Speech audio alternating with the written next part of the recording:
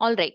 So I have also messaged you in the group, if you have observed, that keep some situations handy, your questions. Okay. When you're writing an email, you might have some question about subject line, or can I use this word, or like when I finish, how do I finish? Things like that. So if you have that, also keep it handy. Most of the questions, as I explain, might be answered. If it is not answered anywhere, you can always like interrupt and ask me. Okay. Because this session is customized for you. You are one group.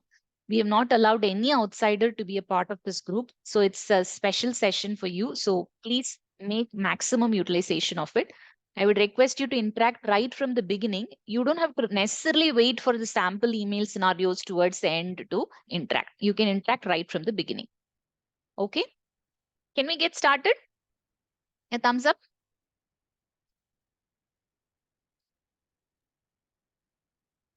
Yeah, Jasmine, I think we can start. All right. Thank you so much. Thank you, everyone.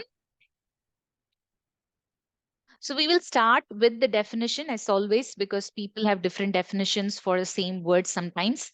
We will see something called as a star format, so that we can easily remember what we are learning. And we will also see something called as 5 C's, punctuations and capitalizations separately we will see, and then do's and don'ts in an email, and of course, sample email scenarios. Yeah. Expectation is going to be a little different. Of course, it goes without saying that I would request you to actively listen. Actively listening is 100% mentally and physically you're present here. Okay. Passively listening is you're here, but then your mind is wandering somewhere else, maybe about the Sunday plan you have, or maybe like the work you have, things like that. Okay. So be completely present and understand whatever we are learning, apply, very important. Analyze how it's working for you. And if it is working for you, go ahead, reflect and adapt to that new style of learning as well as inputs from this session. Okay. So business writing skills is a professional communication tool which professional entities like our companies use to communicate with either internal or external audience. Very simple. And in business writing skills, there are a lot of different writing skills which comes in. Today, we will see only about emails because that's what is important for you. Okay. So what is a star format? Yeah. Star format is a combination of all these 5 steps. So remember it as ACBDE. Okay. Yeah. Remember it as ACBDE, not ABCD. Okay. ACBDE. So analyzing purpose, why you're sending an email, considering the audience to whom you are sending, okay, building the email structure, which is the format, and then detailing and designing the approach, which is like the font, paragraph, things like that. And then a set of 5 questions for you so that you can do a quick check before you could hit the send button. That's called as execute with confidence, which has some 5 questions as a checklist. Very easy to remember. Any email will fit into this. So please keep your questions also ready. As in when I say something, if you have a different opinion, if you think, oh, this is not possible, you can always go ahead, stop and tell me, okay? Because I don't want you only to just listen to whatever I'm saying. That is not necessary. I can see 19 people here. Thank you so much. Over, yeah, Rahul, do you have something to say, Rahul? No, no, nothing. All right, okay. So whoever is logged in a little later, um, request you to please listen actively. This session is also getting recorded. Okay. The first one is analyze the purpose. Okay. What information do you wish to exchange? Is it an update or is it an escalation? All right. Or is it a new email? Okay.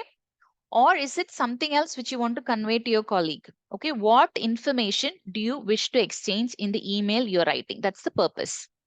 Okay. Why we are writing something. All right. Because not always everything will be a template. Even if you copy paste the template, you have to customize few things. Second is what does your reader want to know? Why are you writing this email is one.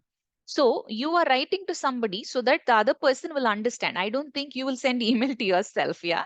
That's a very silly thing which I said. But however, you are sending it to somebody so that you want them to do something. All right. So what does your reader gets by seeing your email? Okay. Purpose. And then second is from their perspective, you will see Okay, what do they receive? Yeah. Third is, who's your audience? What relationship do you have with the audience? If you're going to write to your colleague, yeah, that is one. If you're going to write to your line manager, reporting manager, that's another. If you're going to write to your client or customer, that's different. Okay. And then what action do you want the reader to take? Mostly towards the end of the email, before the further assistance, if you can mention this, that will remain in the reader's mind.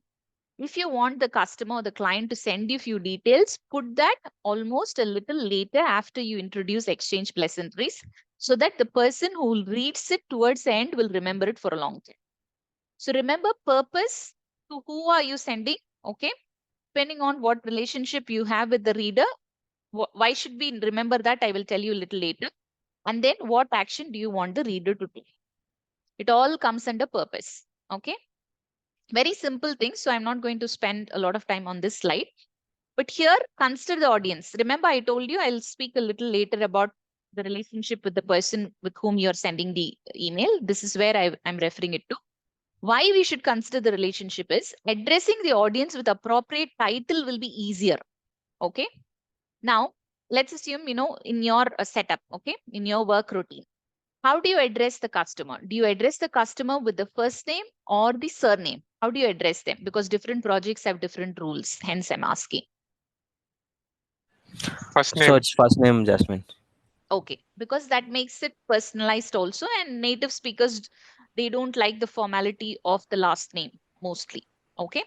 Mm. When you write your line manager, how do you write? So same first name. Same first name. Okay. Yeah.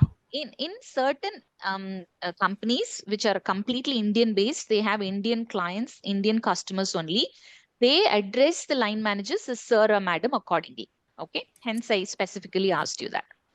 So as long as the first name is okay with the leader, it's fine. Second input is avoid using he or she repeatedly in an email, especially which you're writing to the native speaker. Why should we do this? Why should we avoid using he or she?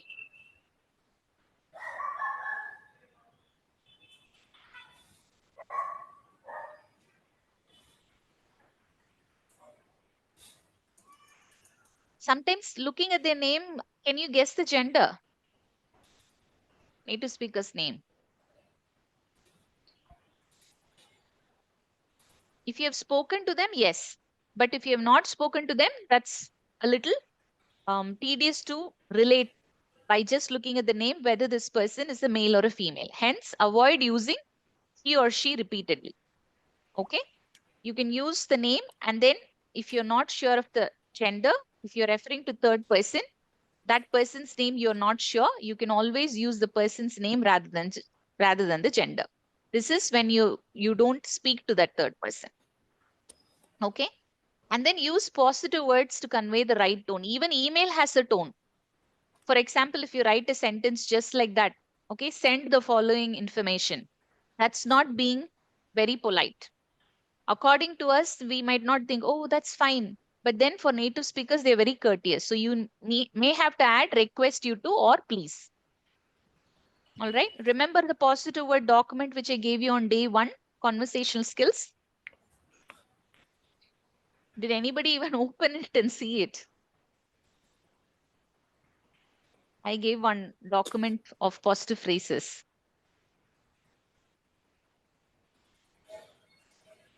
Even if you've not seen it, it's okay. Just tell me yes or no at least. Yeah, I remember Jasmine. I read it. Okay. Okay. Thank you. All right. See, silence is not acceptable, guys. We are in the third session. And again, you're going to continue to give me silence for most of the questions. Then things are not changing. Okay. You need to also take that effort. I never want to be the only person who's talking. I want you to interact. This is not a request. This is a command. Okay. I can put it very strictly like that. Because the purpose of these sessions, 10 sessions continuously every week, is to change something. And that one change is to make you interactive. What is in your mind? You need to say it. Okay. So please at least interact when there are questions. Even emoticon would be fine. Okay. Every time unmuting and talking might be tough. I understand. But acknowledge. Yeah. All right. Then comes subject of the email. Okay. Again, I should have not used the word mail here because according to the native speakers, it's the postal mail. Okay. Email would be the appropriate word anywhere when we are referring to email. So subject field is the first thing reader will see before opening the communication. If in case by mistake, if you have sent an email without subject line, the email can be deleted also and you can't ever question the other person. This happened, when I was working with another organization, I saw this happen right in front of my eyes. I was in a meeting with my operations manager. She was discussing few things with me and then she was checking the email and there was an email she shift deleted right in front of my eyes and then she made a comment, I do not have time for subjectless emails. This might look rude, but then you can never question the other person. Why have you deleted it? Because as a professional, we are supposed to write the subject line and send it. Subject line is like that address on the envelope. Okay. Do you remember those old days when we used to write letters? Okay. We used to write the address of the person only, then it will go there. So, like that, the subject line is very important. And subject should also convey the purpose. It needs to be meaningful. It cannot be some random words. It should be like the keywords of what is inside the email, right? And subject line should be brief. Many people, sometimes they do this. They copy one sentence and they put it in the subject line. That's not the right thing.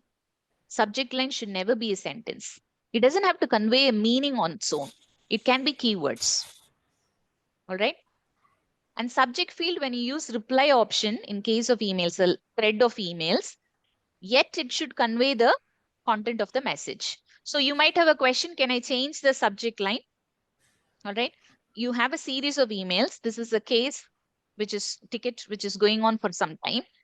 And maybe after 3, 4 interactions, the interaction is completely on a different subject. Okay. Now this is my question to you all. Okay. Now, can you go ahead and change the subject line? Is the question clear? This has been going on for some time. 5, 6 situations has gone in the same email thread. From the fifth interaction, the interaction is completely about something else. So when you are a person who's accountable to reply to that, can you go ahead and change the subject line? That's my question for all of you. Yeah, definitely, Jasmine. Google Gmail has launched a new feature, I think 6 months old. So if you Okay. want any contrast of the email change, you can edit the subject line. That new subject line will be added on the email thread. So Okay. there is Wonderful. a feature available in the Gmail. Wonderful. Thanks for sharing that this was introduced only 6 months ago, Nelson. And because when I spoke about this to few other engineers earlier, they said, no, we searched that particular ticket with the subject line, so we shouldn't change, is what they said. Hence, I asked you this question. Okay. So thank you for that reply. Regarding the subject, do you have any questions? The most important part of an email is subject line. Any other questions you have?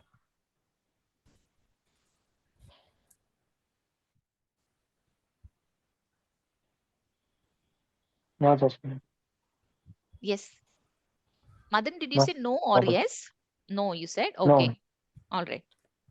So I Jasmine, there really, is a yeah, go ahead. yeah. Go ahead. So if I see my corporate email, there is a Mm, lot of subject mails coming. But when mm, I see particular, there is some accent required with the square bracket, and some mail I can see the notification. So the mm, entire mail of the contrast would be added in the 2 lines. Something will be mm, added in the square brackets. What's that scenario? Why they are adding like in the square brackets for the, for example, if there is any maintenance going on, mm, so the subject will be added as a open square bracket notification and close square mm. bracket, and the the maintenance timing will be added in the subject line. So Okay. why? So is there is I'm not any sure scenario? of that. No, Okay. I'm not sure of that. I think that might be an auto-generated one. From Mm. what you're saying, that's what is coming up for me. But No, let's sometimes like leave the question. Yeah. sometimes Accent. What do you mean by accent? accent required. So if there is any accent required, Action. Okay, okay. Got it. yeah. Okay. Mm. So that's why I'm asking whether what's the Sure. scenario Okay. in this Now I case. will leave the question open. Okay, because I have not come across that Mhm. situation. But thanks for asking that. Okay. Mm. Does anyone else has an experience like this? Would you want to answer if you know the Oh, reason? Yeah. it's a it's a maintenance email activity they're gonna perform on our services. So Okay. in that case, they'll mention everything in the subject line: who is sending, which team they belong, Mm, and time also. Sometimes that is like they'll be having the template. mm, So writing email is uh, changes it according to their requirement, right? So okay. that's why they will be having the team name and date Mm, and time as well in the subject line itself. Sometimes, not okay. sometimes. Mm, So in the regular maintenance activity, that should mm, be there because you cannot go through entire mail sometimes. So by mm, seeing the subject line okay. itself, you get to Mm. know the will be having the activity on this service, this Mm, server, on that day. So okay. yeah, that helps uh, uh, us to understand by looking into the subject line itself. Mm, okay. All right. So that was Sugna's reply, Sugna Patil's reply. Thank you so much, Sugna Patil. Yeah, bro. Nelson, did that answer your question to some extent? Yeah, yeah, yeah. I understand that. Thanks, Sugna. Yeah. So thanks for bringing that question. And you can also go ahead and pitch in with your knowledge. Do not worry about right or wrong answers because it can be just a brainstorming session. Because not everybody knows everything. Even when I did not come across the situation, I openly, transparently said that I do not know. So that is open for everybody. So do not be worried, yeah, when we don't have answers. And this was a learning for me also. And again, Nelson, having said that, since that practice is with the clients or the customers, they go ahead and do it. And every project has its own culture. So whatever is the culture of your respective project, you can follow that. But then, as Sugna Patil gave you that reply, maybe when the email is so detailed and they want some key action items to be visible in the subject line, that's Yeah. when they add it. So that makes sense also. All right. Thank you for that interaction there. Appreciate it. Now comes the structure. How do we build the structure? All right. We will talk about salutation. Like after the subject line, then the next step is salutation. Salutation is nothing words like hi, hello, or dear, depending upon your project's culture. What do you add? And then the first name. And then the body of the email where the content is. What do you want to talk about? And then comes closing. So this is the basic structure. Yep. Now, we have already answered this. Most of you said we will use the customer's first name. Okay, so this is taken care. But I have another question.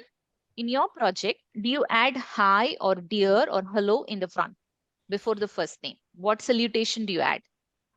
Hi. Hi. Yeah. That's across. Yeah. That's Yeah. common for all of you. Okay. Because there are also other, companies, they prefer in their template either hello or dear. Okay. So hi Mm. is what is followed. Go ahead and follow it. Followed by the customer's first name, comma, and then go ahead with the rest of the information. And you have a point here, memo, circular, or more formal. When I say that, this doesn't apply to you, but you can know this information. When there are more professional written information which comes, if it is very, very professional, then Mr. as well as the surname, title as well as the last name of the person will be mentioned in the written communication. That is only for you to know. Okay. And the last step, do you use good morning or good afternoon in your emails?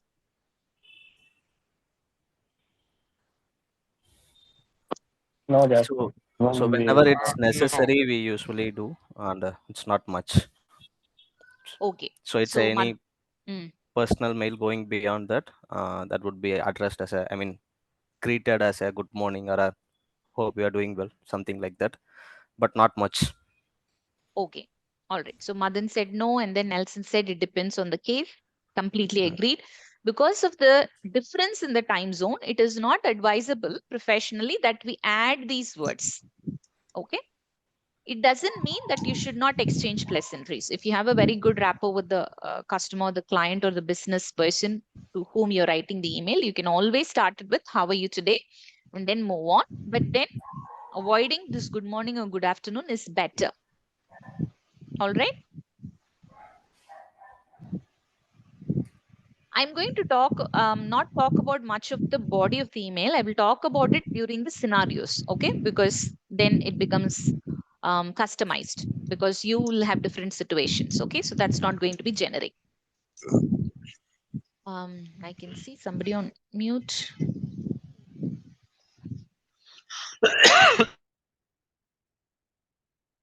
Okay, 1 minute. Okay, you can be on mute, people, and then when need be, you can unmute. Yeah. Then comes closing. The final paragraph of a written communication states that you want what you want the person to do. This is what I was referring to earlier. People remember towards the end what they hear and listen and read also. That's common according to the mind. Okay. So if you want somebody to specifically take an action, you can mention that before you could have the final closing part of it, like further assistance, regard, signature. Before that, you can mention that action. Yeah. And mention the timeline also. And then obviously your signature comes. Can I know what is the sequence of your signature? Because again, this is depending on the company's culture.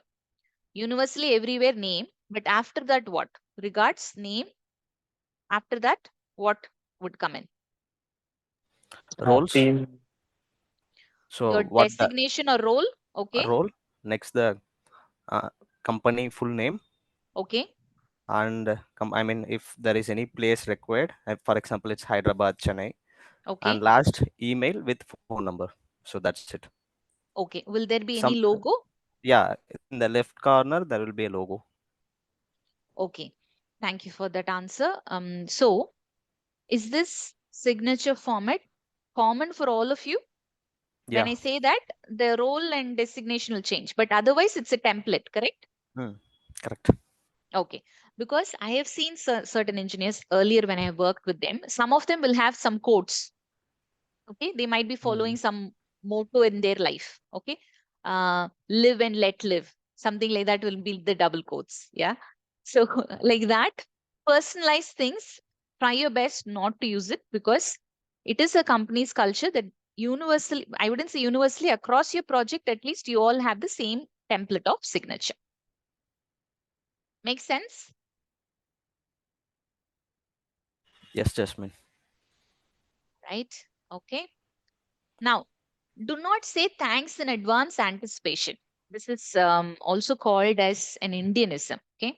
Indianism means these are not proper part of the English language, but because of certain habitual usage, we have adapted to it.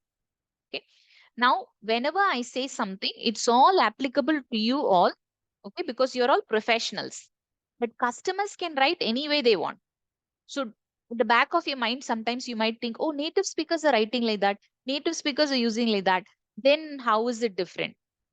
I am saying few things only because of the fact you're all professionals and we are supposed to follow rules. Customers can be any way they want. Okay. Anywhere again, as I said, if you have questions, please stop by and ask. I can see many of you are on video. Some of you are not. See, this is again courtesy, people. Okay, I'm refraining from emails for some time. When 10 or 12 of you are on video, rest of you are not coming on video, that doesn't set a good context for a group culture. Okay, because when one person can do it, I believe the others should also be in a position to do it. Okay, that is respecting, that is being courteous. I'm referring to these points again and again because this is the third session. First session is always an exception. But when people are coming up on videos, your colleagues, you should also have that courtesy and intention to be on video. Or else it doesn't make sense that we are having this session exclusively for this group. From who are you shying away? There is no external people here except me. And I believe with me, you don't have a choice. I'm the facilitator, so I will be here. I'm an outsider. Okay. But rest of all of the people are your colleagues. So from who are you shying away, showing your face? I really do not understand. Okay. So if it is a one-off exception that you are traveling, maybe like, there is some function, you are outside, that is okay. But every session, you cannot refrain from being on video, people, because I see the same set of people coming on video. then that is clearly an attitude, right? When people are listening, they are coming respecting the words on the video. Rest of you choose not to come on video, thinking that there is no consequence, then that is clearly an attitude issue. All right. I do not mean to be strict. Okay, don't vanish away from the session. I am just trying to tell you what is being courteous, what is not, because this is a session specifically arranged for this group, right? So pay respect to that and please come on video so that, it also makes it very easy for me to look at you.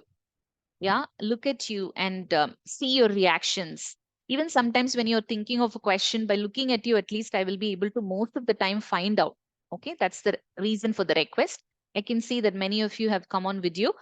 Apologies if I've hurt your feelings. I did not mean to be strict, but it is just a call out because I see so many of them repeatedly, the same set of people coming on video and interacting as well. Okay. All right. Let's come back to here. Here. Yeah. Where were we? Thanks in advance. Okay. So if you would like to thank someone for their help, do it after the job.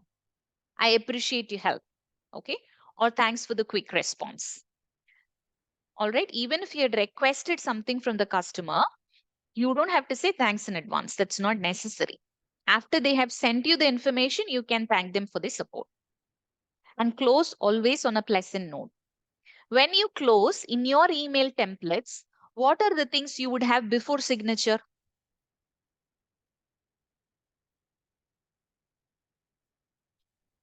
Before signature, what are the things which you would have? When I ask what are the things, would you mention further assistance? Or would you mention like, thank you for your time? What would we mention in your project? So just ask them to look into this. In the body, we give the issue description. Mm, mm. Then before the record, so we asked him to look into that and prioritize. That depends on the issue we report. Okay. So Suguna is referring to the first point, which is before the signature, I mention again call for action and the timeline. Okay, fair enough. And further, future contact, how do I say that to you all? For any technical assistance, they have to approach to a particular number. Is that part of your template?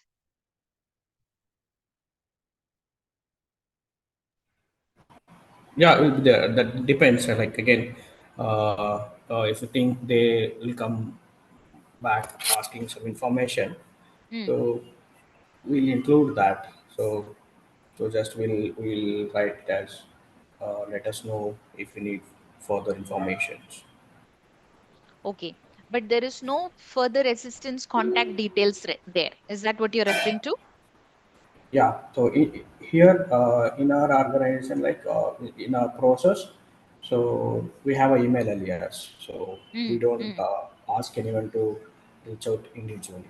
Understood. Okay, fair enough. Because there are certain projects where they have the desk number or the contact number. Since you mentioned this as a reason, that's absolutely fine. Thank you for that.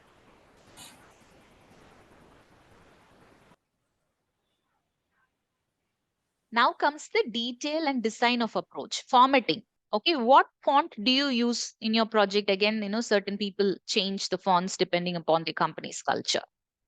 What font do you use? Maximum will use Google Send. Hmm. Okay, and font size will be, Madan? 11. Okay. Okay, all right, yeah.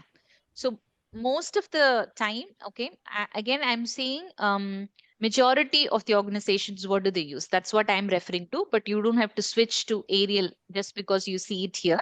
Whatever is your company's culture's font, that you can definitely use. And then the font size will be 10 to 12 because that's when it is visible. Less than that and more than that doesn't look really good to the eyes. Okay.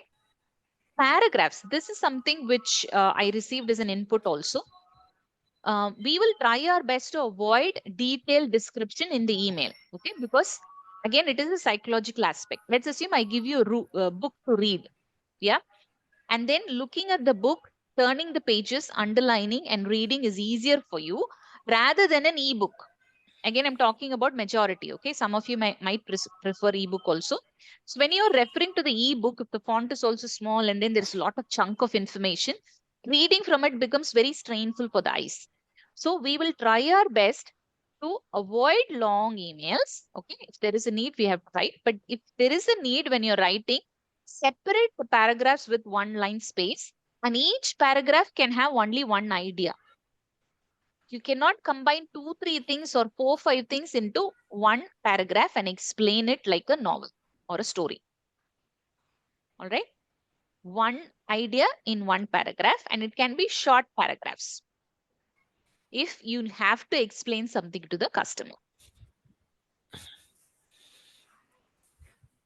Does this make sense?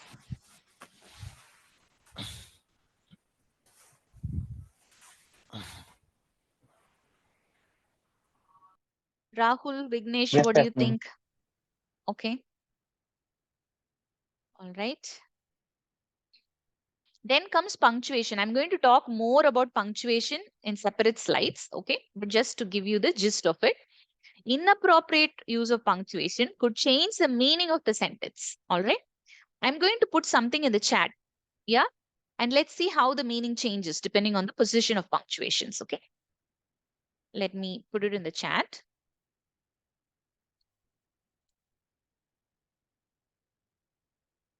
Only who I'm asking will answer. Okay. I put it in the chat. Rahul, tell me, what do you understand by this sentence? Don't worry about right or wrong answers. Okay.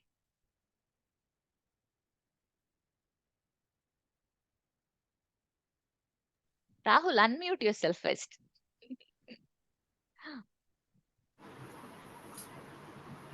John, the kitab boy. Kitab What is boy. your understanding? What is your understanding? What is the meaning of this sentence?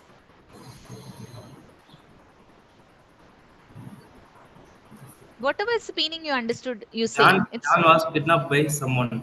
okay. Very good. Thank you. Thank you for that answer. All right. Thanks, Rahul. Now, another situation and punctuation.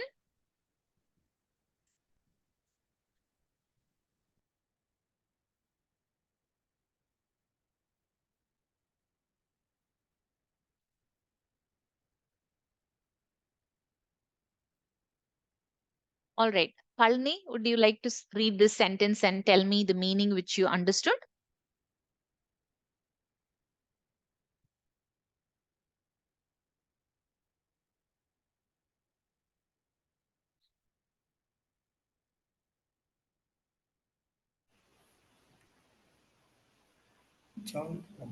John kidnapped the boy. Hmm. What does it mean?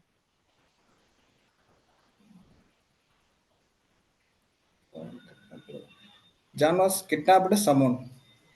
John is the person who has kidnapped the boy now. Yeah. Compared to what earlier Rahul said, this is different because of the position of the also. Oh, yeah. That's called as word order. Okay. Yeah. Thanks, Yeah. Right. Palni. Thank you. Another one. Okay.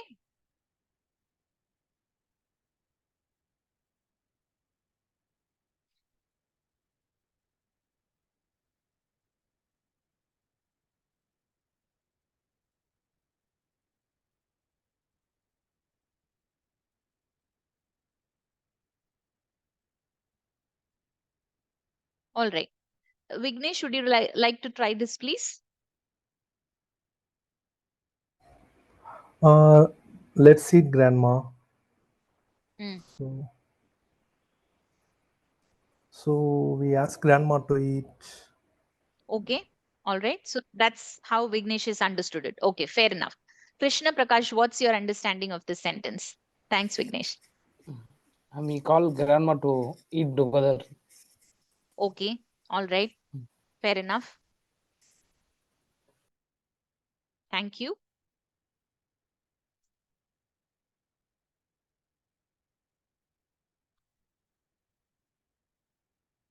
Okay. Rajan, would you like to try this?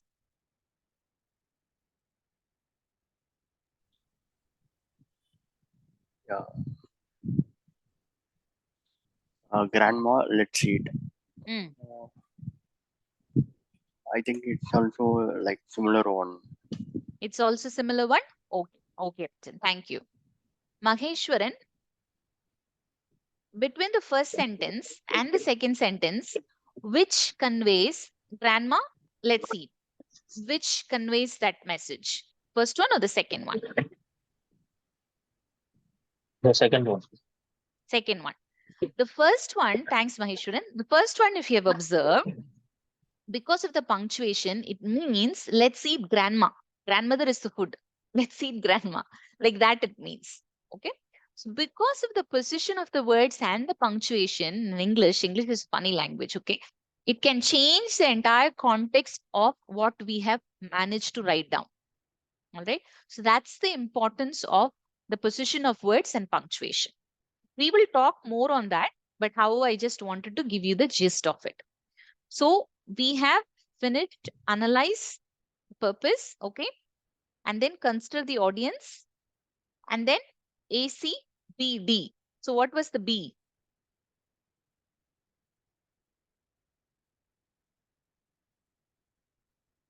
Keep thinking. All right. Now comes the, Build a structure. yes, thank you so much. Now comes execute with confidence. This was the checklist which I was referring to. Many people, when I have interacted with engineers earlier in my work tenure, they'll tell me, Jasmine, I do not have time to read the entire email and send and all that. Please don't ask me to do that. They have told me like that.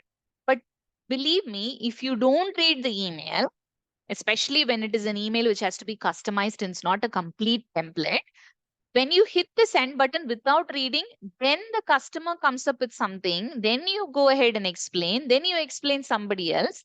This is what will consume time. You can avoid all that if you can read that email once before you could hit the send button. All right. So these are some 5 questions which will help you to do that check. Have I stated the purpose correctly and provided information that the readers would like to know?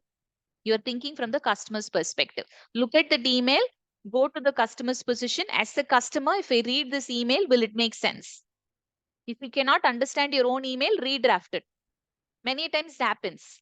When we used to do email auditing, when we call the engineer, ask him to read it along with us, he or she will say, oh, did I write this email? Because it'll be so confusing. And I will tell them, of course, it came from your email box. You have only written. So it's in a hurry. Yeah, we're all human beings. Error is possible, but can you avoid it by just doing this simple checklist? Okay. And then is the communication well organized in terms of formatting, structure, etc. Is my communication sounding pleasant? Have I added request, please, thank you, all that? Have I stated clearly what response I want from the reader? Remember the last paragraph, call for action? Have I put that? Have I written an appropriate short and crisp sentence? Okay. What is that? I will tell you a little later. But this is a checklist which you can remember. Yeah. So far what we have seen is just the star model. Remember it with this abbreviation ACBDE. Yeah. ACBDE. Okay. This is applicable for any email. Now let's get into the details. Now only we are getting into the details. We are seeing 5 C's. Again, you might be wondering why star, why 5 C's. Going back to the psychology part of it, human beings remember it well when there are group of information, when the grouping is done. Okay. If I say 5C, it is easy to remember rather than 5 different words. All right. So how do we make our email clear, concise, compelling, consistent, and correct? Let's see that now. Yeah. So for you to make your content clear, avoid short forms. Short forms are also called as contractions. And you might be wondering, Jasmine, these are all few things which anybody can understand. I apostrophe L double L means I will. Yeah, can't, don't. These are all things people understand. Again, let me go back to what I said earlier. As professionals in an email, we are not supposed to use short forms. Do you have a quality team who audits your emails in your project? Yes, Jasmine. We have. Okay. Okay. All right. So I wouldn't want to ask like what they said, what they did not, but this is something which is followed as a part of email professionalism. We are not supposed to use short forms. Yeah. The second one is acronyms, or a type of abbreviation which is made by the initial letters of other words like FYI, PFA, EOD, OOO. All this not allowed in a professional email. And again, you might have a thought, oh, these are all some things which is commonly used, everybody understands. Okay, let me put few things in the chat. Okay. This is something which I saw in an email. I'm not making it up. Okay.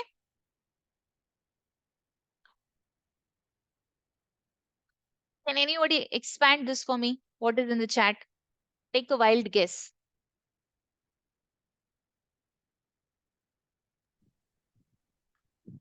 In my honest opinion, Okay, thank you. That's very good guess, Rajan. Okay. So when I asked the person who's put this in the email, he said, in my humble opinion. Rajan was close enough. Yeah. Okay. Now, this is something which you might know. This is FYA For your reference. for your action. Okay. This one, again, all these are some things which I saw in few other emails which I used to audit. Okay. I'm not making anything up. TTYL. Talk to you later. Ah, very nice. All of you would be using this in the chat, I guess. Yeah. Now, few things which I'm using are from the chat support team. Okay. Laughing out loudly. Absolutely.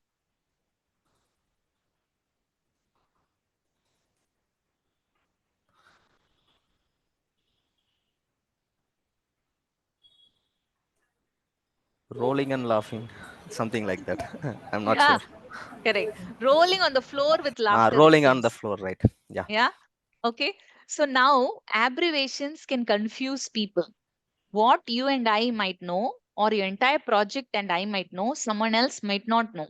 That's the reason they bring in that rule that we are not supposed to use abbreviations or short forms. However, having said this, if you have a project term, which is really an expansion, okay, you can use that in the parenthesis. You can maybe expand it once, and then after in that same email, you can use the short form. That's different.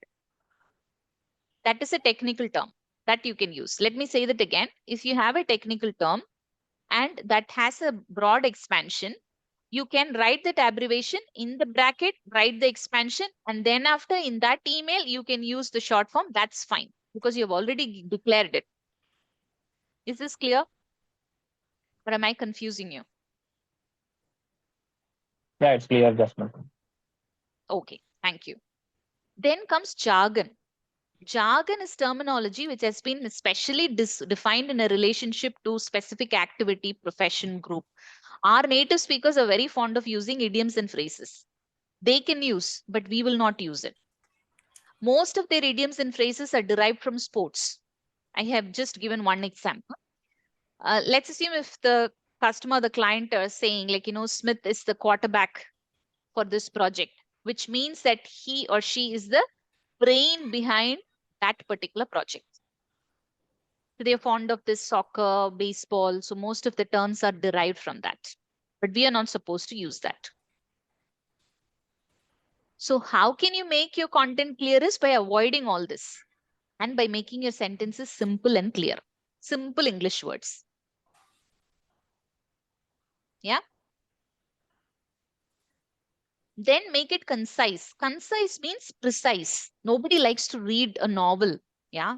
When it is so much of information, it becomes difficult. So if you look at the first sentence, it's very lengthy. It is grammatically correct, but very lengthy. But the same information is conveyed in the second text within double quotes. That's the same information, but that's very clear. Though it has a comma in between, it is still clear and concise. Concise means short and precise. So I will not be able to tell you for every technical content, how do you make it concise? So the logic behind it is You step into the customer's shoes and think, if you are the person who's receiving this email, will you understand? That will make you a person to make the other person's life simpler. Okay. Then comes compelling. Look at the first one. I'm going to request one of you to read this. Okay. Gopi Krishna, would you like to read the first sentence, please?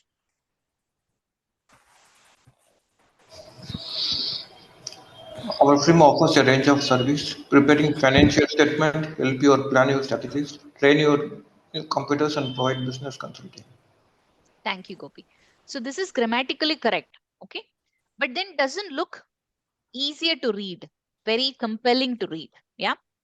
Karthikeyan, would you like to read this second part, please? Our firm offers a range of services, including financial statement preparation, strategic planning, computer training, and business solutions. Thank you. The same information, but the second one looks very good for the eyes, compelling for the eyes to read. So how you present something in an email also can differentiate you.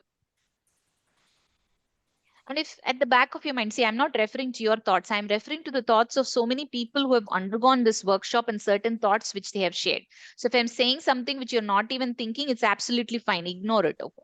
So some of you might be thinking, I really don't have time to pay attention to all of these things. I have so much of work to do. I understand that's a reality. But when you pay attention to these little things, what happens over a period of time, your emails will stand out of the crowd. Okay. So that's what we are striving to achieve. The next one is very important. The fourth one, make sure your content is consistent. Okay. Look at that first one. I'm going to take the help of Bilal to read this. Bilal, read the first question for us, please. Make sure your content is consistent. Is it online or online? What is the difference Is it there your between the style three words? ABC or ABC? Bilal, in that first question, what is the difference between those three words, according to you? I mean, first one is like a question: is it online? Mm. Is online or online? So, thanks for that, Bilal. What I'm trying to say is, if you're using online and you are having a hyphen between that, throughout the email, use the same style of that word. If you look at this one in the same sentence, one online is bold and with a space between. One online is together, not bold. And the other one is online with a hyphen. It all is used in the same one, which makes it look very clumsy. That's what I was referring to. So that's not consistent. Okay. Now, Krishna Prakash, would you like to read the second question, please? Is your style ABC or ABC? Okay. So, Krishna Prakash, since you read, let me start the question with you. Can we use red font in an email? If we want to contrast them, we can use. Okay. All right. Thank you for that answer. Nice. So let's assume, as he said, you are highlighting something and in your project, red is allowed. You can also use other colors like yellow or blue also, green also. But maybe something which has to really stand out and it's allowed, you can use red. Otherwise, red is for alarm. Okay. And the second question is, can we use or write an email completely in all capital letters? Completely in capital letters, right from No. salutation till the body. Why not? It's not informal, right? It's informal and it also has a meaning. It means you're shouting at the person. Yes, correct. According to native speakers, when you write an email like that, it means you're shouting or screaming at the person. Okay. So we can use capitalization, but not throughout. That's my point. Now, formatting phone numbers. Okay, the last one, Maheshwaran. You don't have to read the numbers, but the question is to you. In this phone numbers, there are 3 different formats I have used. Okay. So why shouldn't we use 3 different formats? Or let me rephrase my question. Sorry. What format do you use in your projects when you're referring to phone numbers?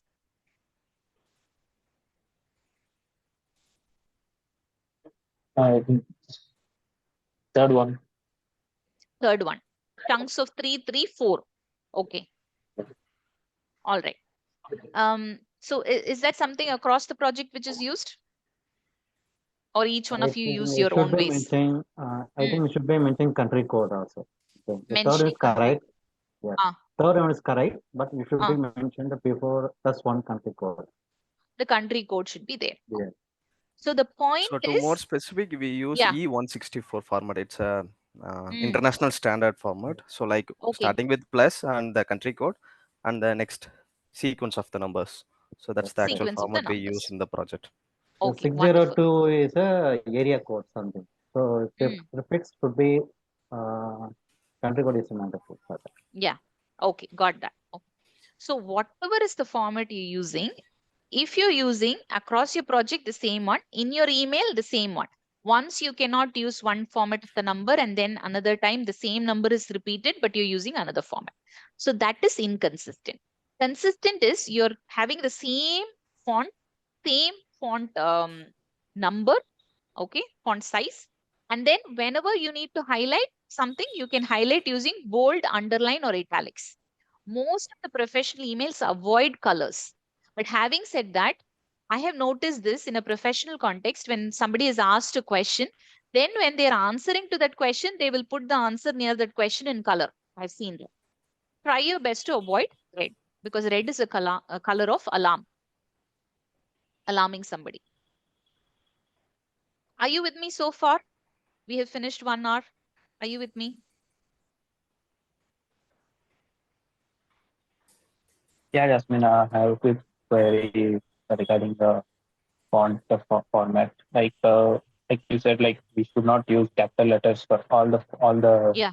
email part. It's like shouting things. Do we have like a bold for? We should not use bold also, right? Completely email part. We should not use bold for the email part. Is there any tone for that? For bold, when you're highlighting, let's assume I have written a complete email. Okay. In that email, I want to highlight something which is very important. Either I can put it in double quotes or I can put that phrase or sentence in complete bold. Okay. That is fine. But writing the complete email in bold doesn't look good. But I don't think there is a meaning for it. Only caps is like shouting. Okay. Okay. Yeah. Thank you for that question, Madan. Any other questions so far?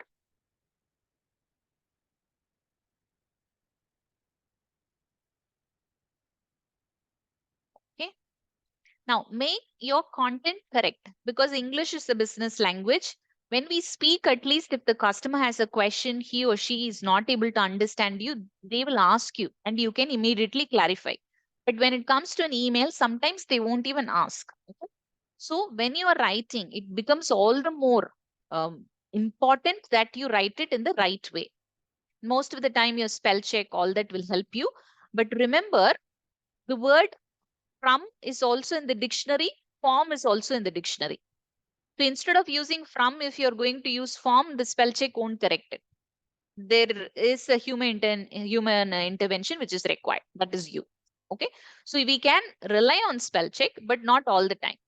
I remember this when I was auditing an email. Okay. The customer's name was Brian. Yeah. Our spell check underlined it. And the suggestion which it gave was this brain. And our person, that person kind of corrected it. So imagine if you're writing an email to a customer whose name is Brian, addressing him as hi brain, in the beginning itself gone for you. So I know it might be a slip, but however, these are things which has happened. So do not rely completely on the spell check also. Okay. So if you look at this email, the screenshot which is pasted there is no subject line, first of all. And generic subject lines are not allowed, even if it's an internal email. My suggestion would be when you write to your colleague, don't have a separate set of rules, and to your clients, don't have a separate set of rules. To anybody, when you write it in a professional way. Then you don't have to remember.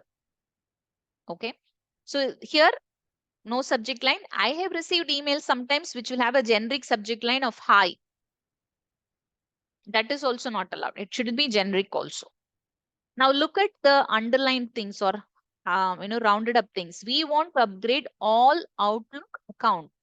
When the word all comes, it means many. So obviously, yes should be there. Okay. Wherever it is saying phrasing, what I mean is, it is not a sentence, but it is a collection of words, group of words. An incomplete sentence is called as a phrasing. And if you read the first sentence, it doesn't convey any meaning at all. We want to upgrade all Outlook accounts scheduled for today as part of our duty to switch to unlimited data plan Outlook web. Oh my God, this is so confusing. Okay. So remember to write short sentences. Why short sentences? When you write short sentences, since English is not our first language, we will not make many mistakes. We might make mistakes only if it is a long sentence. So try your best to make your sentences short. Okay. And then if you see, your email account will be blocked. It is not would be blocked. It will be blocked. Okay. And if you see here, there is no space between you are advised to visit that sentence and then sincerely. In your signatures, do you put sincerely or do you put regards? What do you use? Regards. Regards. Okay. Again, when it comes to regards, I have seen certain people add warm regards. Regards itself is an adverb. Okay. You don't have to add anything before that as a qualifying. Warm, kind, not necessary at all. Regards, comma, and then the signature. That's the appropriate one. Okay.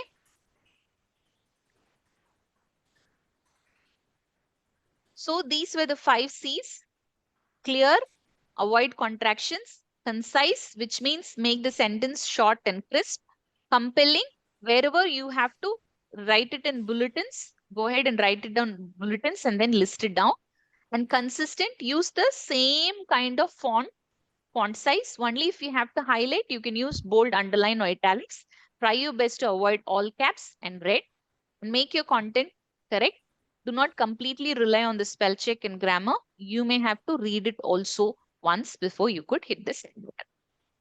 So we saw 2 things, the ACBDE model and then 5 C's. In this, if you have observed, we have covered every part of the email so far, right from the subject line, salutation, body, closing, formatting, structure. Do we have anything which we have not covered in an email? It is possible, it is possible that we may not have covered. You guys are often writing emails, so please tell me.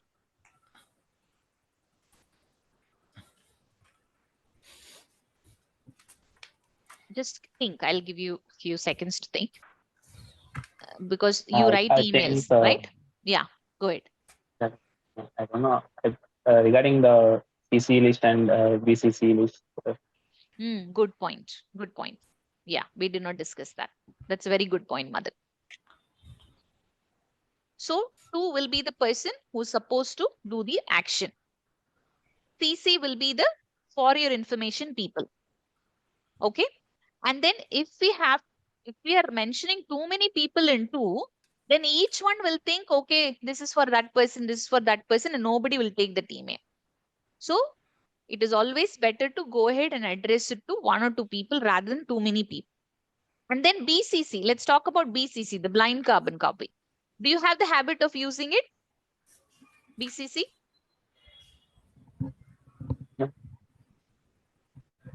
Okay.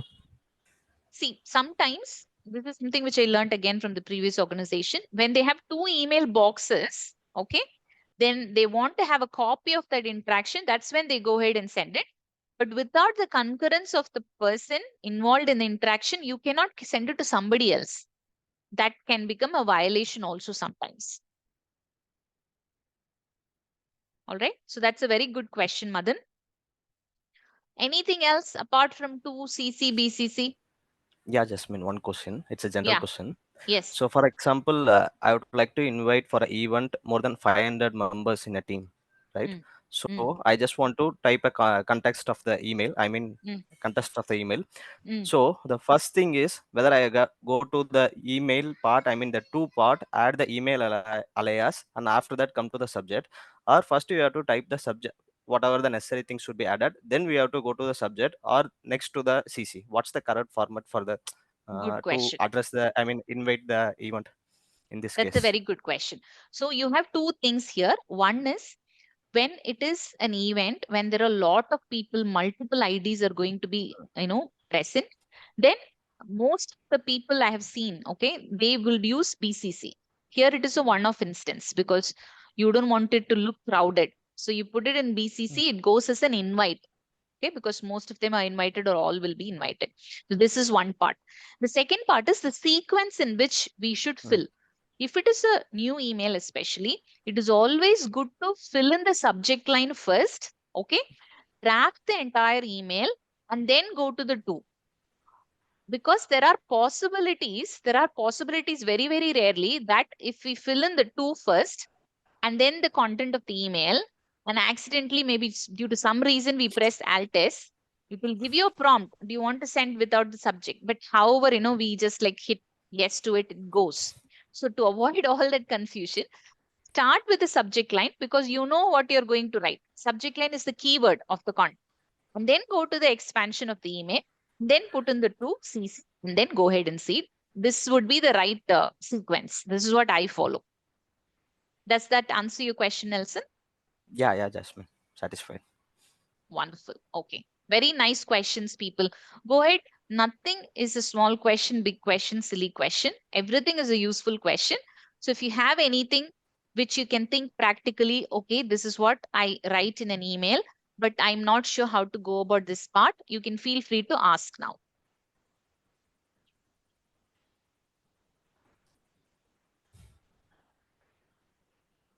Jasmine, one more question that Yes. before, like once the issue has been resolved, we would be asking for an feedback for the service with the clients, right?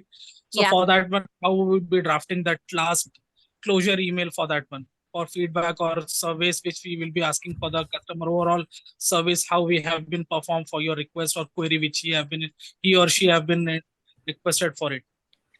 Yeah. So that's a good question, Abdul. Thank you for asking the question.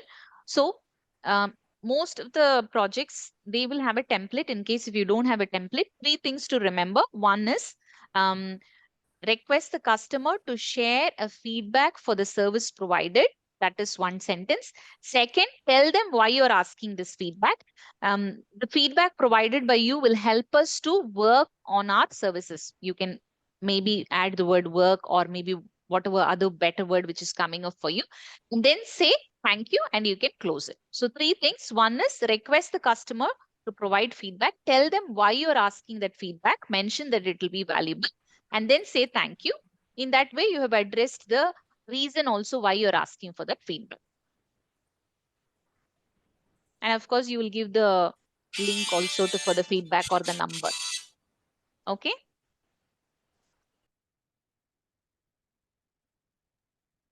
Jasmine, one more Yes, doubt. Gopal. Yeah.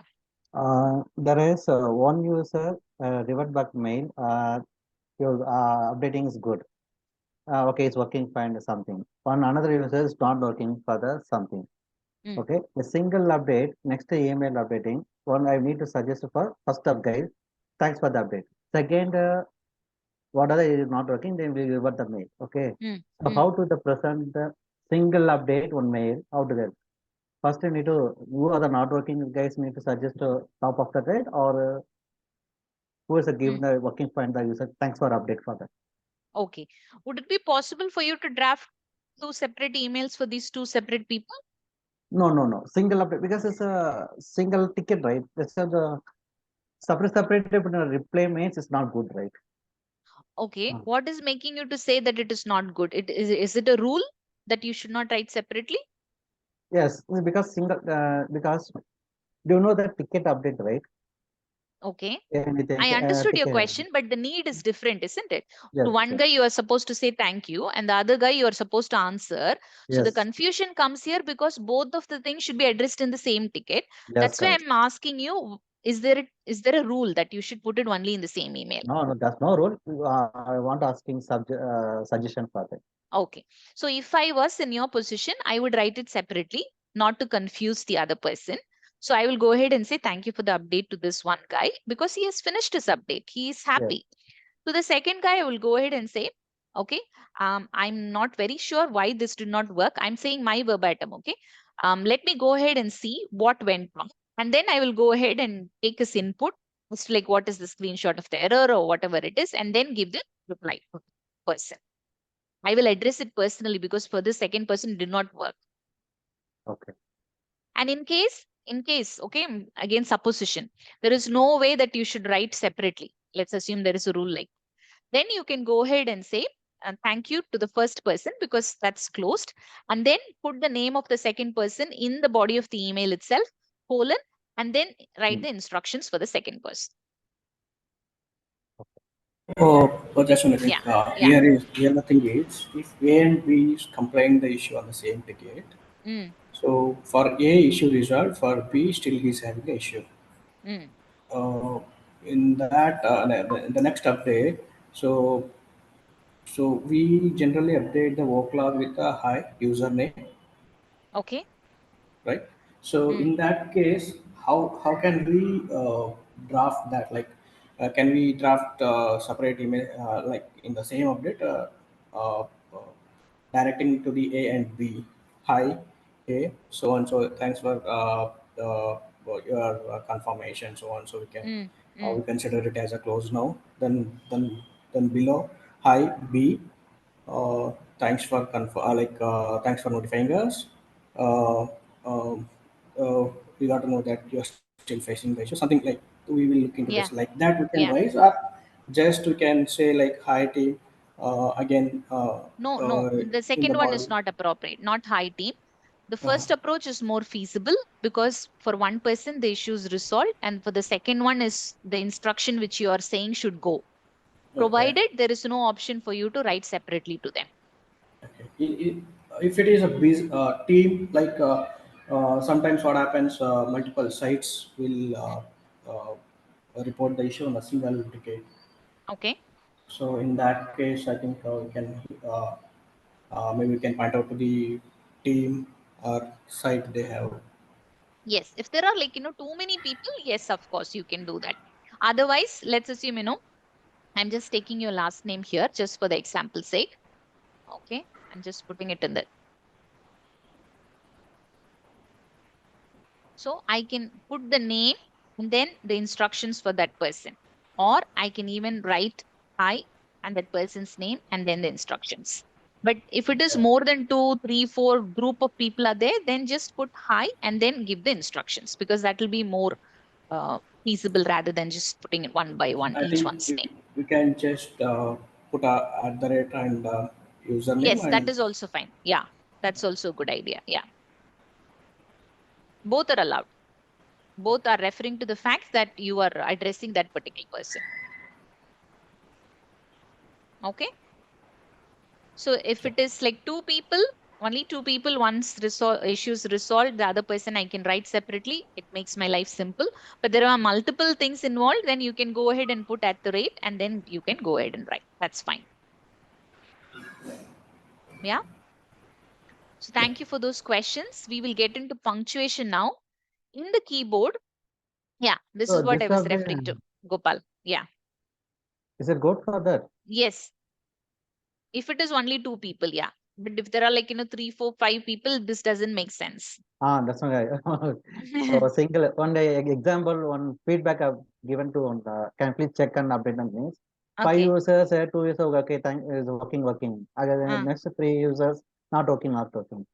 So how to replay the kind of? So address to the people, to whom it is not working alone, and then write it down. Because for the others, it's already done. If you want to say thank you, also you can separately say thank you. You don't have to So bring that here at all. single hi user 1, user 2, user 3. Thanks for the Yeah. update. Yes. That's fine, good, right? Yes. Okay. Yes. Fine. And Okay. my question is, if there are more than two people, individually thanking the user there, it is not mandatory. You rather go ahead and say, okay, thank you to the people who have confirmed that the update is working. Finish that. And then mention at the rate, okay, user 2, comma, user 3, comma, whatever but user, if it is only 2 or 3 users, and then mention the troubleshooting snapshot. Okay. Because because we are concentrating more on people who have issue, and we are trying to say this instruction is for them. Okay. All right. Okay. Yeah. So that's a very practical question. Thank you for asking that. So when it comes to punctuation, we have a lot of punctuation on the keyboard, but we are not going to use everything in the email. All right. Whichever is commonly used, that is what I'm going to share with you. Yeah. So we all know where is full stop used. So I have not spoken about it. Take comma. So use a comma after an introductory word. When I say introductory word, you have already spoken about it. You are bringing that back again. So you are saying words like actually or as discussed, then comma, and then the rest of the sentence. So that's called as an introductory word. You've already spoken about it. You've already written it. And then you are saying a word, comma, and then you are mentioning the rest of the information. And then when you are asking for 3 things, okay, not 2 things, not 4 things, 3 things, then you can separate them by comma. If it is more than 3, it is always better to use a colon and then list it down like that. And let's assume if there is a need that you cannot write a short sentence, it has to be a long sentence, then you can break that sentence using a comma in between so that the other person can read it better. But I wouldn't recommend that. I always prefer short sentences, but you don't have a choice, then you can do that. Any other usage of comma you can think of? So also, comma, is it acceptable? Yes. And then however, comma is acceptable. Yes. Absolutely. Meanwhile, Absolutely. comma is acceptable. Yes, these are all introductory phrases. For example, comma is also acceptable, right? For example. Yeah, right? or the semicolon should be added. No, semicolon should be added according to, grammar. Yeah. Semicolon and then comes the comma, for example. Okay. Yeah. So if you No, see I this didn't understand. Okay. So for example, let's assume you're writing this in the email. I'm putting it in the chat. So this is how they write. And then I'm just putting ... for the rest of the information. This is how they write. Yeah. I have put it in the chat. Is my voice clear? No? Yeah. There is some lag in my internet connection. Sorry. Okay, no problem. I have put it in the chat, Nelson. See? Yeah. Thanks, Jasmine. So this is how they write as a rule. Okay. All right. And then if you see this one on... Sorry, Jasmine. Oh, no problem. For EG, it's not good, right? Short form. Yeah. For example is... Yeah, example is better. But for the question which he asked, for the question he asked, I mentioned EG if you're using, But expand, always expand, no contractions. Okay. Okay, thanks. Yeah. So if you see the slide here, this is a one-off example. Remember, I was telling you about jargons, and I was saying once maybe you can write the technical term, expand it, and then after you can use the short form. When I say short form, the abbreviation. Here, there is another way of using it. For example, if you want to explain what is a term, you can even use a semicolon or a hyphen and then expand it. And then after also, you can use that throughout the email. Okay. And here, if you see spearhead, I have explained what is a spearhead here. So to explain a term also, you can use colon. And semicolon is not used often. So I am not referring to that as of now. Okay. And the most important use of colon is also for the time frame. Okay. And hyphen or open and close brackets, again, I have explained, you can use it for expanding an abbreviation or talk about the meaning of a technical term also. There are other brackets, but I have not got into it because I'm using commonly used ones. Do you use any other punctuation apart from this? Semicolon, full stop, comma, hyphen, open and close parenthesis. Do you use any other punctuations from the keyboard? Of course, double quotes. Yeah.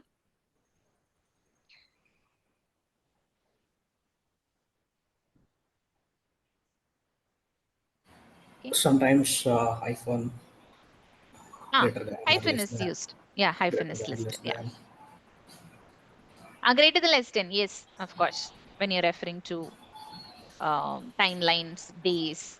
Okay. Impact. Impact. Yeah.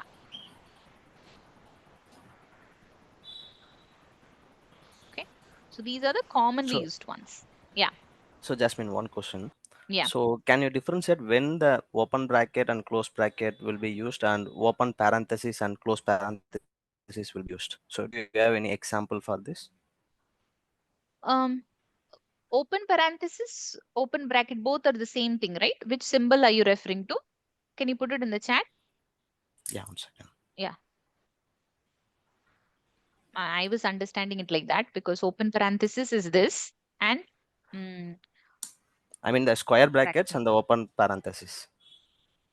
okay, that I am not sure because I don't use it in my professional emails. I usually use either hyphen to expand or this round back bracket. But the square bracket in this thing, I don't even know what is that thing. I have not used.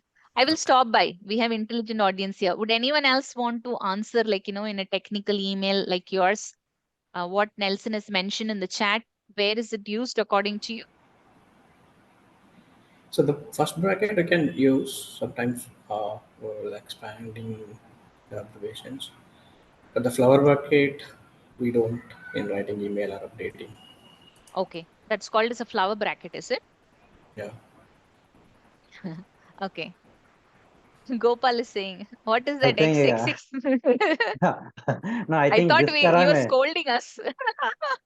no. No, I'm just making fun of you.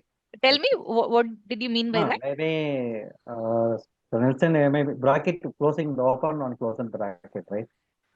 During the sentence, sometimes middle of the highlight the open closing bracket, we can be able to find highlight for Yes. something. Okay. It's not required for bold or something. It's just for highlighting means open closing the closing. Okay. Okay. Got it. So from what I have seen, most of the time in professional emails, what I have listed down here are used. Okay. So the other ones, why are they in the keyboard? We have also analytical work, right? So for those analytical work, the other symbols are also used. And already Sugna mentioned about less than, greater than also. And to highlight, as Gopal has said, we can also use double quotes. Okay. Bold, underline, italics. Along with that, you can also use double quotes. But my preference as a professional will be bold, underline, and italics anytime to highlight something. All right.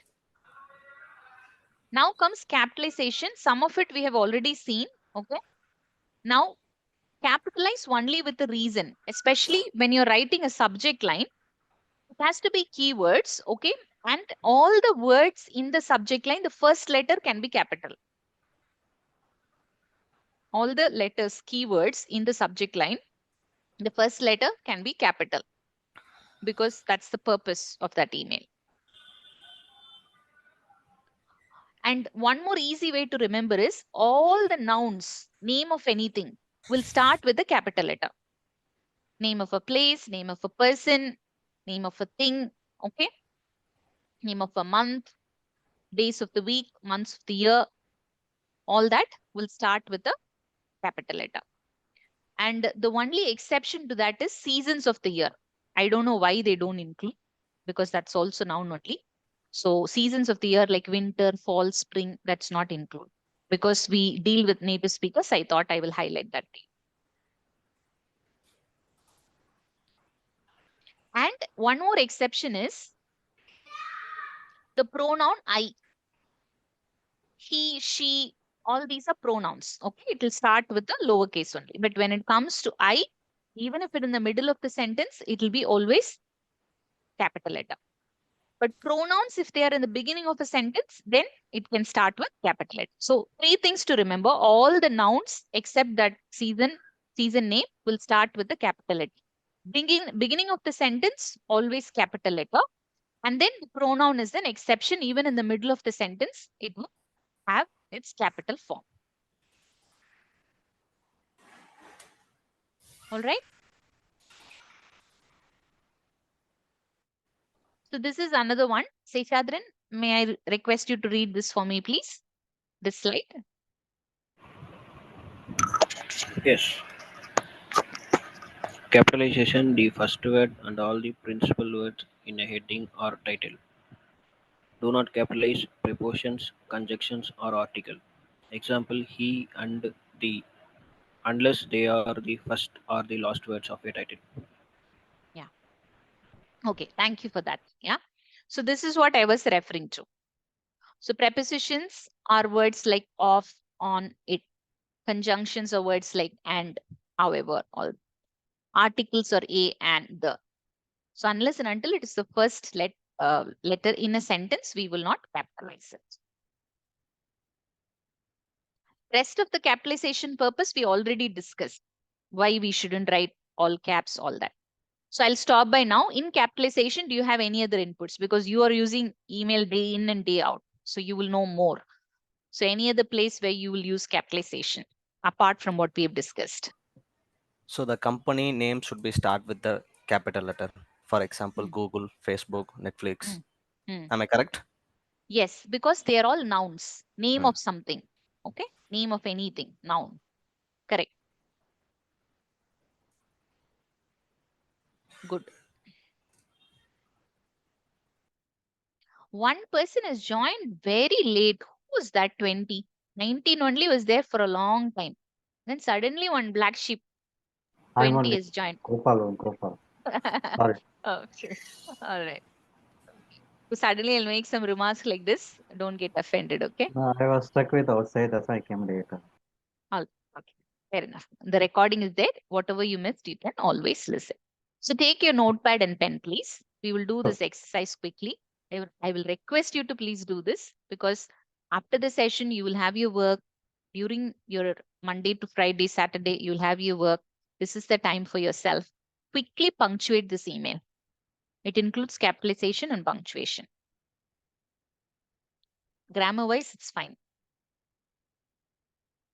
So I'll give you 2 minutes. Write it down. And when you're done, you give me a thumbs up. That will do. While you're doing that, I will quickly put my laptop's charger.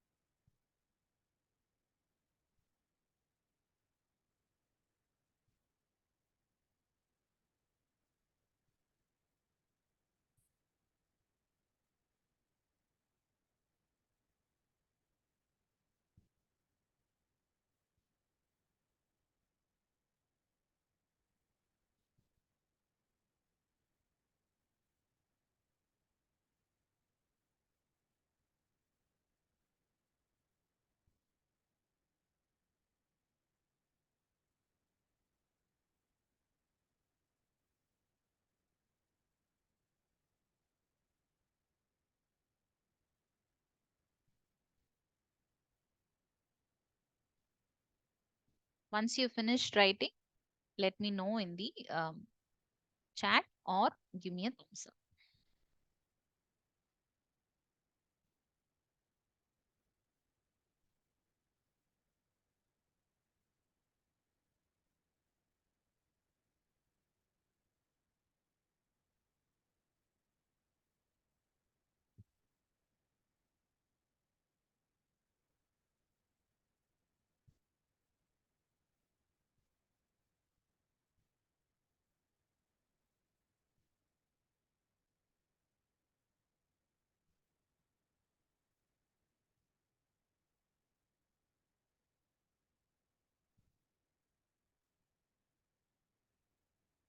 Okay, Nelson is done. Okay.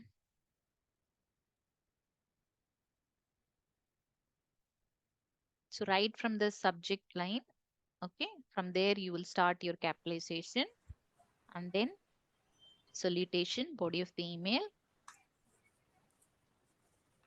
signature, add regards, but role title not necessary. We are just practicing.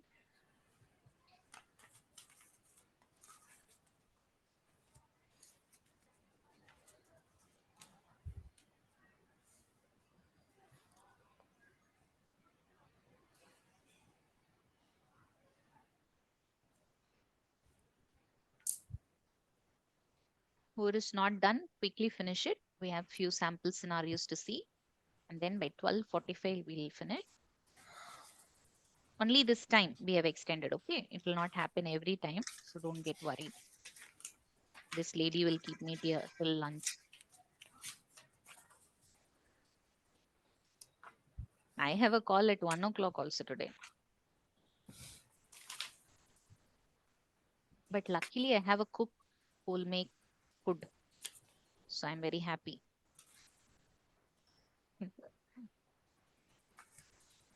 And my cook makes excellent biryani, for your information.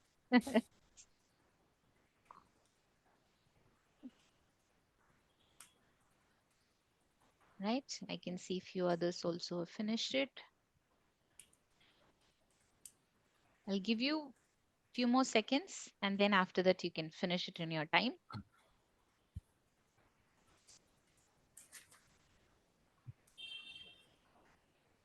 Maheshwaran has given a thumbs up.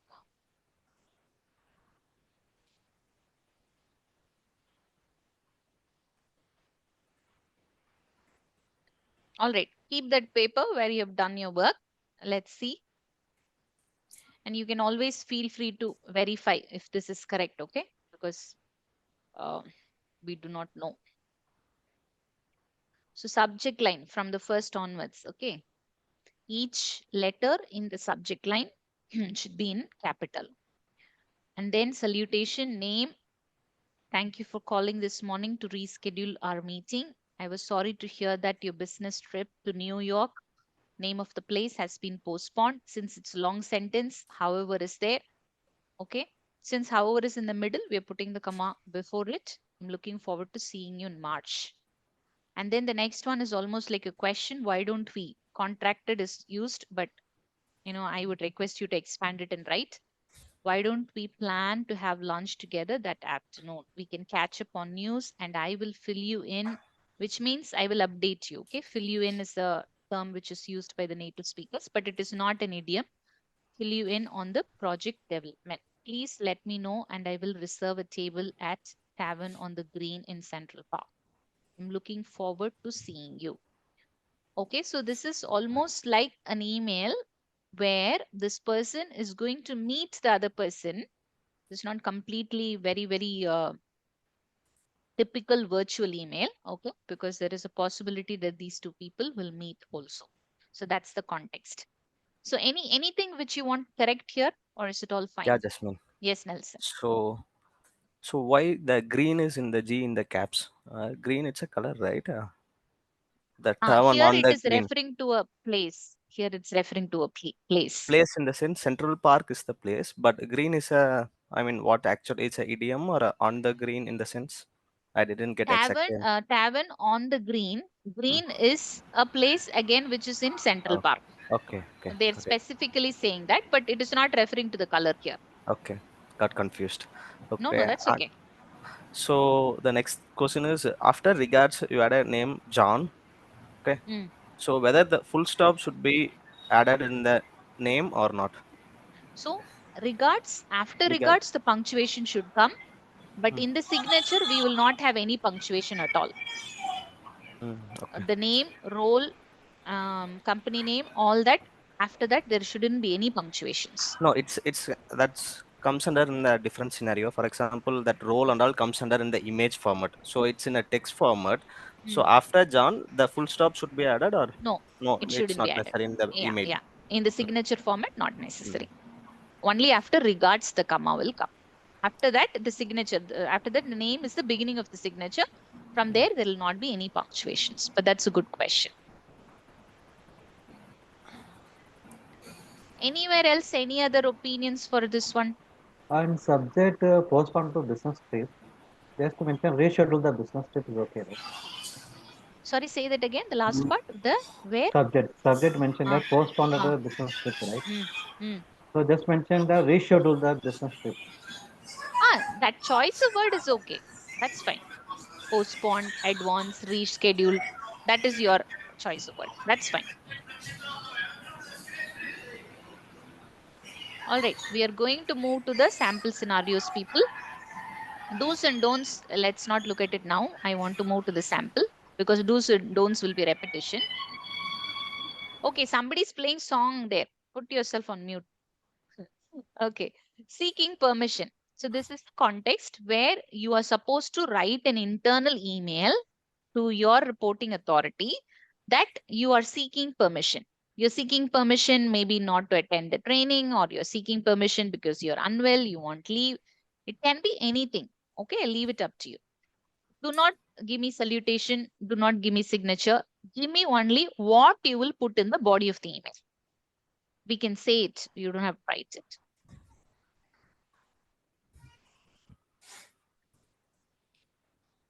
Let's assume I'm saying like this. I can't attend the training today because I'm unwell. Okay. If this comes in the subject line, is this appropriate?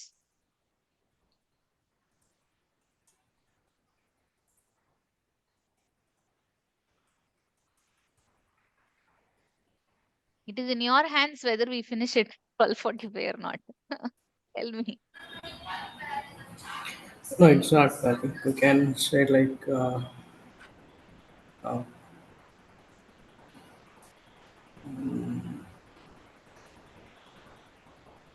It's all right. Go ahead. Try. Don't worry about right or wrong. Can you repeat your question once again? Yes, sure. Let me give you the direct scenario. I'm unwell. Okay. So I'm requesting for a leave. That's seeking permission, right? So how will you write it in the body of the email when I'm writing it to my reporting manager? Grant me. So let me try. Sure. So hi Jasmine. Unfortunately, um I couldn't able to attend the meeting scheduled on the 29th October due to severe stomach pain. So so I will catch up with whatever the meeting of the meeting MOM on the video. I will catch it up at the later. That's it. Okay. All right. Fair enough. Good try. So rather than beginning with unfortunately, you can go ahead and say, I know not necessary to be very, very sorry here, but yet apologies for being unable to attend this meeting. I was unwell, hence I was unable to attend, or I was unwell. Just that will do. And then I will go ahead and whatever you said, listen to that recording so that I will understand what did I miss. Thank you. And then you close it. Fair enough. Let's assume if you're requesting for an advance leave, okay, then you can go ahead and say, request you to please give me leave on so and so date. Okay. And then mention the reason. All right. Let me know if we need to discuss further on this, because you're also giving a possibility for the other person whether something will be impacted rather than just passing it like an information. Okay, seeking permission is different from passing on information. The earlier situation was passing on information because it was already done. But when you're taking a request for a leave, then it has to be not just an information. It has to be like, tell me if this is okay. All right. Don't be worried if it will not be okay. Most of the time it will be okay. But give that opportunity to the other person. So Jasmine, coming to this request and information, I had a different opinion on this. Okay, So go ahead. for example, we have the three people working on a multinational organization, right? So it's $1 billion company. So the A writing a email to the reporting manager, I'm taking the leave for 13th and 14th November due to Diwali. This is the statement. And B writing a statement like, I would like to request you to approve the leave on 12th and 13th of the November. So the C watching these two scenarios, whether the request should be go in a information way or a request in a multinational organization. What is the correct approach in the corporate field? Okay. So I will add the two statement here. You can refer definitely, in the that's chat. good. Sure. So before I could answer your question, just out of curiosity, another question to you, Nelson. I heard you say 2 or 3 times in a multinational company. Yeah. So what made you to use that word there when you're asking about this question? No, so it's a kind of a corporate, a big corporate. So whether the employees in the low level are would like to give a information, because even I am new to this field, this corporate, I'm not much experienced, more than 7 or 8 plus years. So whether the leave should be done in an information way or a request way, because you said about the information and the request, right? So that's why Okay. my All mind right. strikes at this question. Sure. So before I could answer, let me again give you a role play here. Imagine Nelson is the reporting manager. Okay. And I am writing an email to you. When I ask you something, if I put it as a request or an information, which will be a preference for you as a line manager? Yeah, definitely it's a request. But coming to the Okay. corporate, the people who are surrounded in this place, I mean, the workplace, they will say like it would be a probably information. So that's why the C gets confused. What the C will do. Understood. That's Understood. Okay. Okay. So I Now it's think, clear. Yeah. Jasmine, Go ahead. Yeah. if you have medical related issues, you will take information fine. If, for example, Mm-hmm. I'm not feeling well, kind of, I'm not able to, I'm suddenly, there is a medical related for families that unfortunately happened, right? If we give information, it's fine, fine. If I'm going to holiday, you're Plan. planning to travel to a hometown or visiting any vacations, so that kind of a required for the request. Understood. Yeah, Because more than 2 days, 3 days, if medical leave means 1 or 2 is exception, it's fine. If for more than 2 days, 3 days you're taking means leave, you're planning vacation, holiday, anything, then marriage, birthday celebration, anything, it should be required request for it. Okay. Okay, that's a good point as well, Gopal. So when we are planning, we know it in advance. Then it becomes a request. Okay. Okay.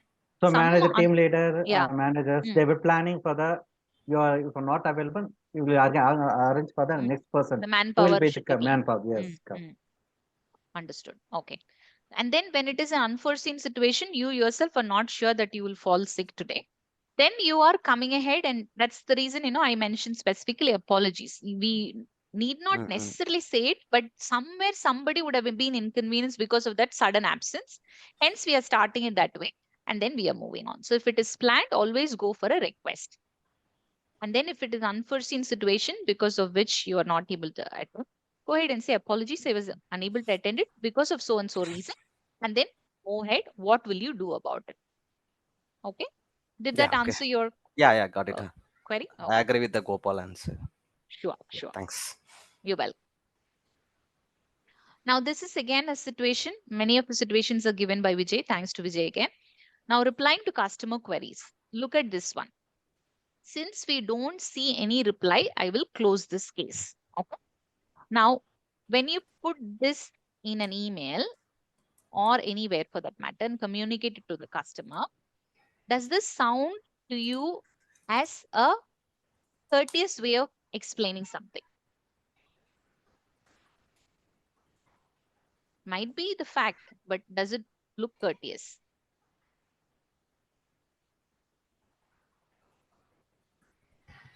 Not the second one, the first one.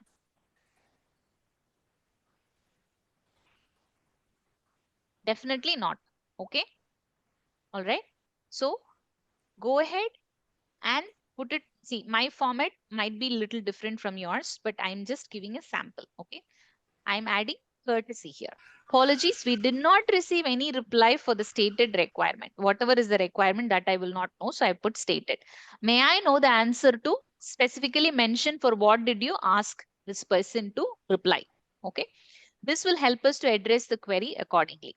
Appreciate if the reply could be made within what timeline. Okay. Non-receivable, I'm putting it indirectly. I'm not saying if you don't reply because that will look like a blame. Okay.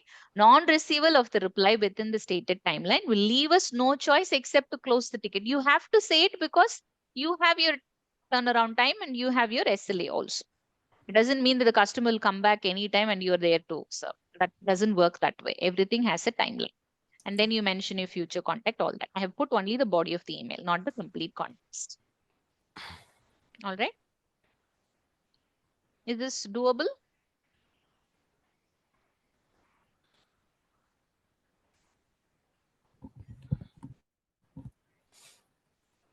All right. One more situation. Okay. Dual acknowledgement, template replace. This is quite common when it comes to the point where we have templates. Okay.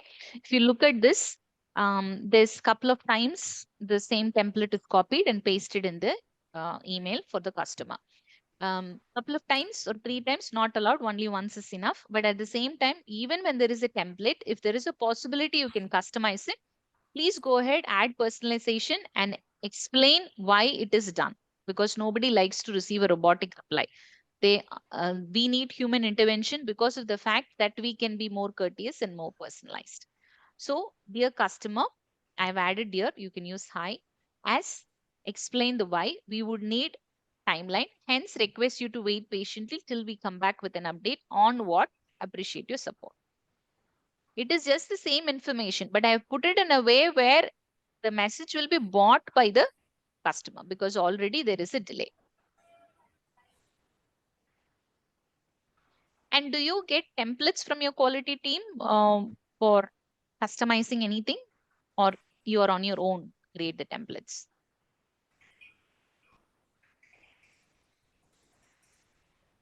I'll finish in a minute or so, don't worry. The logic is this, guys. Templates are there for us to use, okay? But don't blindly copy paste it. Go ahead, add personalization, make it, give it your touch, okay? You are a human being, you are writing that. Give it your touch and then go ahead and send it rather than sounding very robotic or scripted.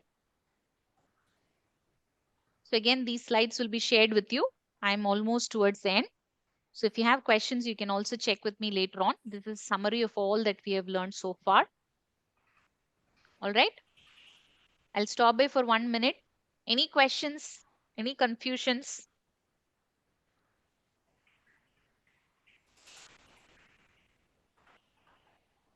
So Jasmine, Parents. Go ahead, please. Okay, I'll go first. So Yeah. Jasmine, for example, we have 10 participants recipients in the email thread. I want to add Rajan in the email thread as next. For example, so that I will add plus Rajan or plus Rajan. Which punctuation is correct? I can. Less you can You add, got it? or you just mention including Rajan or adding Rajan. Explain it in words also. Okay. Less is also okay only. Mm-hmm. Okay, you have already put it in the chat. Also good that you're putting it in the chat. I will this time send the chat conversation also with all of you, because when you're referring to the notes recording, it'll always help. 2+ is definitely not necessary. Plus is enough. Yeah. Or including this person. That is also nice. Or adding or looping in. Because I remember in certain organizations, I've seen this. They'll also put looping in and that person's name. Okay. All right. So with that, we have almost concluded. I have given you the feedback link also, please. If you're a person, later on, you'll forget I need to chase you. Finish the feedback form now and then. Close it. So I will not chase you. And then you can log off. Okay. Thank you so much, everyone, again for listening to me. I know you might be very, very hungry. Please go ahead, have your lunch, enjoy your Sunday, and I'll see you all another Sunday. Thank you for your patience. Thank you for being on the video. Thank you for answering. The interaction was much, much better today. Thank you. Thank you, Jasmine. You're Thank you, welcome, Jasmine. people. You're Thank you, welcome. Jasmine. You're welcome. Take care and please fill in the feedback also. I'll put it in the WhatsApp group also.